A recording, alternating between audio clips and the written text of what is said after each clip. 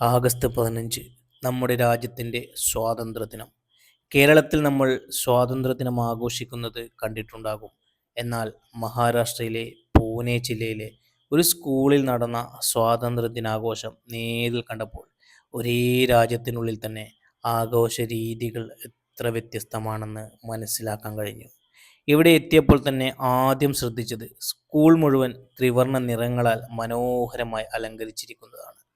കെട്ടിടത്തിന് ചുറ്റും കാവിയും വെള്ളയും പച്ചയും നിറത്തിലുള്ള അലങ്കാരങ്ങൾ.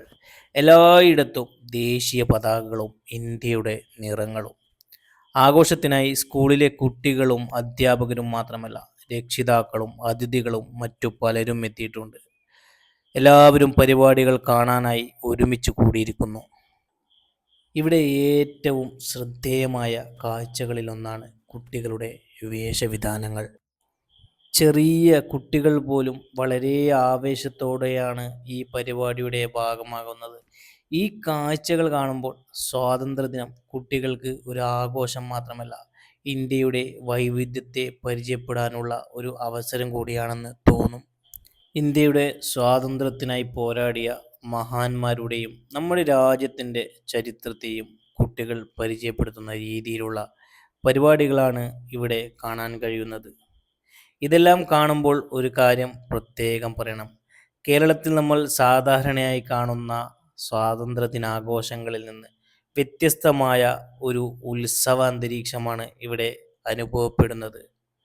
പതാക ഉയർത്തൽ മാത്രമല്ല, കുട്ടികളുടെ വേഷവിധാനം, വിവിധ കലാപരിപാടികൾ, ദേശഭക്തി ഗാനങ്ങൾ, സൈനികരുടെ വേഷത്തിലുള്ള കുട്ടികൾ, ത്രിവർണ അലങ്കാരങ്ങൾ, രക്ഷിതാക്കളുടെയും അതിഥികളുടെയും പങ്കാളിത്തം, ഇതെല്ലാം ചേർന്നപ്പോൾ സ്കൂൾ തന്നെ ഒരു ചെറിയ ഇന്ത്യയായി മാറിയതുപോലെ തോന്നുന്നു.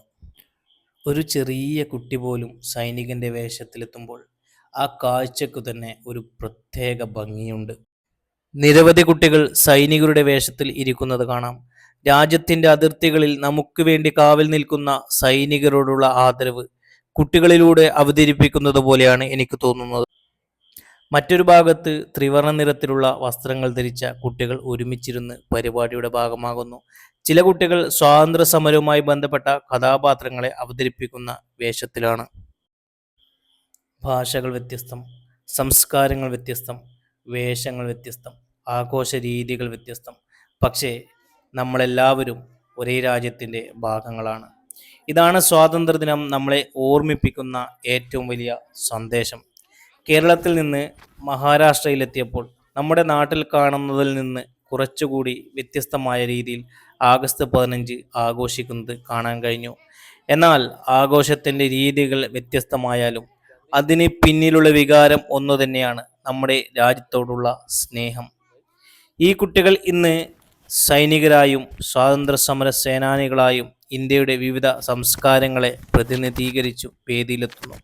നാളെ ഇവരാണ് നമ്മുടെ രാജ്യത്തിൻ്റെ ഭാവി.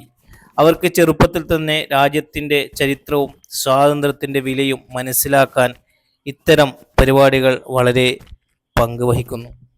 ഈ ആഘോഷത്തിൽ പങ്കെടുത്ത ഓരോ കുട്ടികളുടെയും മുഖത്തെ സന്തോഷവും ആവേശവും കാണുമ്പോൾ സ്വാതന്ത്ര്യദിനം ഒരു ആഘോഷ ദിവസം മാത്രമല്ലെന്നും നമ്മുടെ രാജ്യത്തെക്കുറിച്ച് അഭിമാനിക്കാനുള്ള ഒരു ദിവസം കൂടിയാണെന്നും മനസ്സിലാകും. മഹാരാഷ്ട്രയിലെ പൂനെ ജില്ലയിലെ ഈ സ്കൂളിൽ കണ്ട ഈ സ്വാതന്ത്ര്യ കാഴ്ചകൾ തീർച്ചയായും മനസ്സിൽ നിൽക്കും.